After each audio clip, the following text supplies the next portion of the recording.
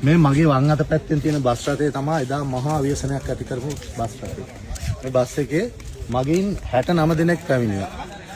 එහා පැත්තේදී අපි මීටර් 600කට විතර එහායින් අපි මේ බස් රථයේදී නැවැත්තුවා.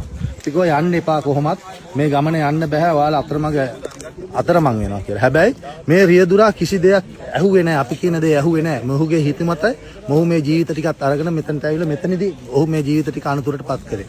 නාවික හමුදාවට ශ්‍රී ලංකා ත්‍රිවිධ හමුදාවේ පොලිසියට පින් සිද්ධ වෙන්න මේ ජීවිත ටික අපිට බේරගන්න හම්බුණා. නැත්තම් මේ ජීවිත 69ම අද අනුතරේ.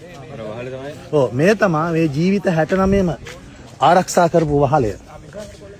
මේ කතාවක් කියන්නේ අරගත්ත දාපු. ඔව් ඊට පස්සේ නාවික හමුදාවේ බෝට්ටුවක් ඇවිල්ලා මේ බස් රථයේ හිටපු සියලු දෙනාම මේ වහලට නැග්ගුවා.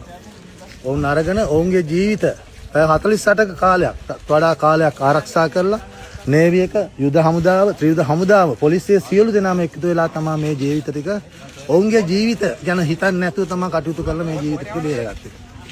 අර වහල් තමයි කට්ටිය ඇගලා ඉන්නේ. ඔව් මේ වහල් තමයි. 69ක් බේරගත්ත වහල්.